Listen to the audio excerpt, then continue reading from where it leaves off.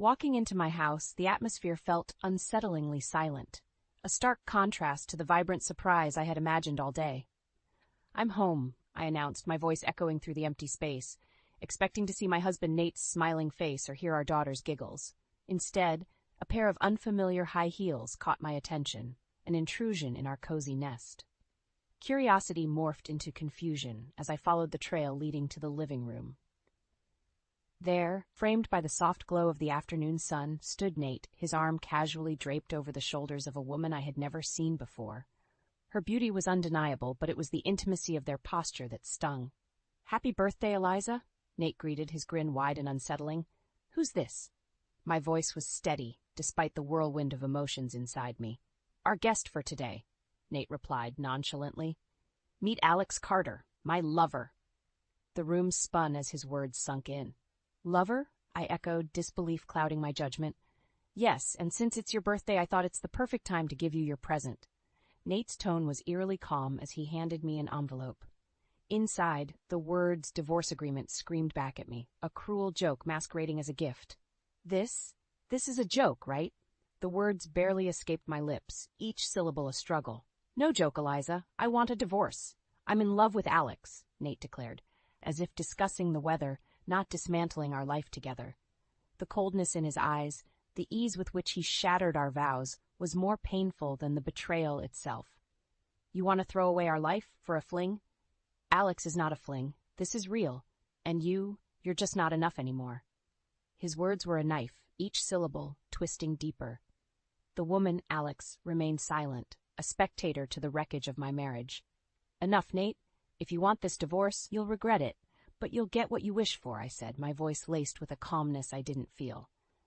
Nate's smirk faded, replaced by a flicker of uncertainty. "You think you can make me regret this? Watch me." My reply was a whisper, a promise of the storm to come. As I turned to leave, the gravity of the situation weighed heavily on me. My marriage, the love I thought we shared, was over. But in its ashes, a resolve was born. Nate would regret this betrayal, not today, but soon, and I would make sure of it. The silence of my bedroom offered no comfort as I lay awake, the scene from earlier replaying in my mind. The audacity of Nate's betrayal, his cruel unveiling of his affair on my birthday, was a wound that festered with each passing second. But it was his next actions that solidified my resolve for revenge. The morning after the revelation, Nate had the nerve to sit at the breakfast table as if nothing had happened. He poured himself coffee, the normalcy of the act a slap in my face. Alex was nowhere to be seen, but her presence lingered like a bad smell. "Nate," I started, my voice steady despite the turmoil inside. "You really think you can just replace me with her? And on my birthday?" He shrugged, a gesture so filled with indifference it fueled my anger. Timing was coincidental. But yes, I think Alex and I will be very happy. "Happy?" I scoffed. "You destroy our family for a fling, and you think you'll be happy?" "Alex is not a fling," Nate snapped, his facade slipping for the first time. "She understands me, unlike you." "Understands you? Or flatters your ego?" I retorted, unable to keep the bitterness from my voice. Nate's eyes narrowed. "What would you know about understanding? You're just convenient." The word struck me, a verbal blow that was meant to hurt. "Convenient?" I repeated, the absurdity of the situation suddenly clear. "Well, let's see how convenient life is without me handling everything for you." Nate's confidence wavered, a hint of realization dawning. "What are you saying?" "I'm saying, enjoy your happiness with Alex. But remember, actions have consequences. You'll see." I left the table, leaving Nate to ponder my words. The next steps were clear in my mind. Nate had chosen his path, blinded by infatuation and arrogance. He had underestimated me, thinking I would crumble under his betrayal. He was wrong. As I started planning, the idea of revenge wasn't just a fleeting thought. It was a promise. Nate would realize the gravity of his mistake, not just in losing me, but in underestimating my resolve. The betrayal had shattered something within me. But from those pieces, a new, determined Eliza was emerging, one that Nate would soon learn to fear. A month had swiftly passed since Nate's unfathomable betrayal, and the wounds he inflicted remained raw. Yet amidst the turmoil, a plan had taken root, one that promised not just revenge, but a revelation of Nate's folly. The day I decided to confront Nate and Alex was ordinary. with the sun casting a warm glow over what was to be the stage of Nate's unraveling. I found them together in the living room, their laughter a jarring melody in what used to be a home filled with genuine joy. Enjoying ourselves, are we? My voice cut through their merriment, causing Nate to stiffen and Alex to silence. Nate, we need to talk. About the divorce. And about Alex, I said, my tone leaving no room for the usual deflections. Nate eyed me warily, sensing the shift in my demeanor. What about it? It's about her famous writer status. You see, working in publishing, I have a good memory for authors. And Alex, I turned my gaze to the person who had invaded my life. I can't seem to recall any of your work. Alex's confidence seemed to waver under my scrutiny, a crack in the facade they had so carefully maintained. Nate, however, laughed off my accusation. You think you know every writer out there?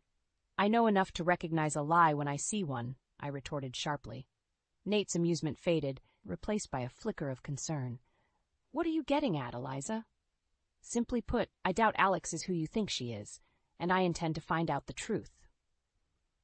The threat hung heavy in the air, a challenge to the web of deceit they had woven. Nate's reaction was immediate and defensive, a sign I had struck a nerve. You're just jealous, Eliza. You can't stand the thought of me being happy with someone else. Jealous? The accusation was laughable, and I let my disbelief show. No, Nate, I'm curious, and I'm going to do a little digging. Let's see what truths come to light. I left them with those parting words, a promise of the storm to come. The confrontation was not just about exposing lies. It was about reclaiming my power, about showing Nate that his betrayal would not leave me broken, but stronger, more determined. As I began my investigation into Alex's supposed literary fame, the pieces started falling into place. Each discovery, each lie uncovered, was a step closer to my revenge. Nate had chosen his path, blinded by lust and deception. He had failed to see the strength in me, mistaking my love for weakness. But as the truth about Alex began to unravel, so too would Nate's illusions. The confrontation was just the beginning. The real drama was yet to unfold, and I would ensure Nate watched as his world crumbled around him, piece by piece. My investigation into Alex Carter's background revealed a web of lies so intricate it was almost impressive. Armed with undeniable proof, I confronted Nate and Alex, determined to expose the deceit that had upended my life. I found them in what used to be our shared home office, now a testament to Nate's betrayal. Without preamble, I laid out the evidence I had gathered. Alex Carter, or should I say Alex Connors, not a writer, but quite the actor. Nate's face paled, a stark contrast to Alex's growing unease. What are you talking about, Eliza? Did you really think you could fool me? Your famous writer is nothing more than a fabricator of lies. There's no record of any Alex Carter publishing anything. But Alex Connors, on the other hand, has quite a history of deception. What Alex attempted to interject, but I wasn't finished. Save it. I'm not interested in anything you have to say. Turning to Nate, I continued, You brought this person into our lives, into our daughter's life, based on what, a fantasy? Nate stumbled over his words, the reality of the situation finally dawning on him. I didn't know. Of course you didn't. You were too blinded by whatever it is you thought you found in Alex. But the truth, it's far from the illusion you've been living. The confrontation was not just about exposing Alex. It was a reckoning for Nate. The man who had promised to love and cherish me, forsaking all others, had instead chosen a path of betrayal and lies. I want you out, I said, my voice devoid of the love and warmth it once held for Nate. Out of this house and out of our lives. You've made your choice, and now you'll live with the consequences. Nate tried to argue, to plead for understanding, but there was nothing left to discuss. You made your bed, Nate. Now you get to lie in it. Alone. As Nate and Alex gathered their things, the finality of the moment settled over me. This was not the life I had envisioned, but it was the one I was left with. Yet, in the midst of the chaos and heartbreak, a sense of empowerment began to take root. Nate's descent was of his own making, a direct result of his actions and choices. Watching them leave, I knew this was only the beginning. Nate's betrayal had unleashed a storm within me, one that would not be satisfied until justice was served. My revenge had only just begun, and Nate would soon realize the true cost of his actions. In the aftermath of Nate's revelation, I had expected him to retreat, to lick his wounds in private. Instead, He showed up at my doorstep, looking more haggard than I had ever seen him. The desperation in his eyes was palpable as he stood there, waiting for me to speak first. "What do you want, Nate?" My voice was cold, unwelcoming. I need to talk to you. About Alex and everything." He stumbled over his words, a man defeated. I considered turning him away, letting him drown in the mess he had made. But curiosity, and admittedly a desire to witness his suffering up close, compelled me to let him in. We sat across from each other, the air thick with tension. Nate was the first to break the silence, his voice barely above a whisper. "Alex, he wasn't who I thought he was. I was fooled, Eliza." "Fooled? Or too blinded by your own betrayal to see the truth?" I couldn't help the bitterness that seeped into my words. It was all a lie, his identity, his story. I don't even know who he is anymore. "And you think this confession changes anything between us?" Nate looked down, shame etched into every line of his face. "I know I've made unforgivable mistakes, but Eliza, you have to believe me. I was deceived." The conversation was a farce, a pathetic attempt by Nate to garner sympathy where none was due. But as much as I despised him for what he had done, I couldn't ignore the implications of his deceit. "So, what do you plan to do now? Crawl back to the life you so carelessly threw away?" Nate's eyes met mine, a flicker of hope in their depths. I was hoping we could start over, maybe not as a couple, but as friends?" The suggestion was laughable. Friends after everything he had done? "Nate, you destroyed our family. You chose Alex over your own wife and daughter, and now you come here seeking friendship?" I know it's a lot to ask, but I don't know where else to turn." The pathetic sight of him, a man broken by his own choices, stirred something in me. Not pity, but a resolve to see this revenge through to the end. "Nate, you need to leave. There's nothing for you here. Not anymore." He nodded, a man resigned to his fate, and stood to leave. But before he could reach the door, I stopped him with a final thought. "Let this be a lesson, Nate. You can't play with people's lives and expect to walk away unscathed. Karma always finds a way." With that, Nate walked out of my life, leaving behind a trail of destruction and a path to a new beginning for me. His exposure was complete, his illusions shattered, and as for me, the next chapter of my life was just beginning, one where I would rebuild stronger, wiser, and without the shadow of Nate's betrayal hanging over me. As the door closed behind him, I felt a sense of closure. The drama and revenge had played out, leaving behind a lesson in its wake. For Nate, a future filled with regret. And for me, a world of possibilities, free from the chains of a love that had turned toxic. The story of Nate and Alex was a cautionary tale, one that would serve as a reminder of the price of deceit.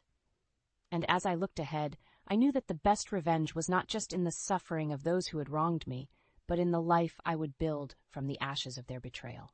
The days following Nate's departure were filled with a quiet that spoke volumes. It was the calm after the storm, a peace I had longed for, yet felt oddly unsettling. The final act of my revenge was nearing, the stage set for a confrontation that would seal Nate's fate and liberate me from the past. I was sorting through the last of Nate's belongings, a symbolic gesture of closure, when the doorbell rang. Standing on my doorstep was not Nate, as I had half expected, but Alex, no longer the confident interloper, but a figure of confusion and regret. "Eliza, may I come in?" Alex's voice was timid, a stark contrast to the boldness I had witnessed before. I hesitated, my initial instinct to shut the door in his face, but the desire for answers, for an understanding of the role Alex had played in this sordid tale, stayed my hand. Inside, Alex sat awkwardly, a man out of place in a home that had once been filled with laughter and love. I owe you an apology," Alex began, his gaze fixed on the floor. "For everything." "An apology?" I echoed, the words sounding hollow. "Do you even understand what you've done?" Alex flinched, the weight of his actions a visible burden. I realized now I was a tool in Nate's game. I believed his lies, just as you did. The confession was unexpected, a glimpse into the complexity of the situation I hadn't considered. "You were fooled by him too?" "Yes, I thought we had something real, but I was just convenient, for lack of a better word." The irony of the situation was not lost on me. Alex, much like myself, had been deceived by Nate's facade. But while my pain stemmed from a betrayal of vows, Alex's was born of a misplaced trust. "And now?" I asked, curiosity overcoming my resentment. Now I'm left with nothing. No Nate, no future, just the fallout of a relationship built on lies. The conversation was a revelation, the lines between victim and villain blurred. Alex's role in my story was not as clear-cut as I had believed, his presence not the cause of my suffering, but a symptom of Nate's deceit. You know, Alex, I spent so long blaming you, hating you for what happened, but now, I see that we were both pawns in Nate's game. Alex looked up, his eyes meeting mine for the first time since he had entered. I never meant to hurt you, Eliza. I hope you can believe that. I do, I replied, the truth of the statement surprising even myself. And I hope you can move on from this, learn from it as I have. As Alex stood to leave, there was a mutual understanding between us, an acknowledgement of the pain we had shared and the strength found in its wake. Thank you, Eliza, for listening, and for the forgiveness I don't deserve. With that, Alex walked out of my life, leaving behind a story of love, betrayal, and the search for redemption. And as I watched him go, I realized that the best revenge was not in the suffering inflicted on those who wrong us, but in the grace we find within ourselves to move beyond the pain. The fallout of Nate's betrayal had brought me to the lowest point in my life, but it had also shown me the resilience of the human spirit, the capacity for forgiveness, and the endless possibilities that lay on the other side of forgiveness. My story with Nate had ended, but my journey was just beginning. A journey of healing, discovery, and newfound freedom. And as the door closed behind Alex, I felt a chapter of my life closing with it, making way for a new beginning, one where the scars of the past would no longer define my future.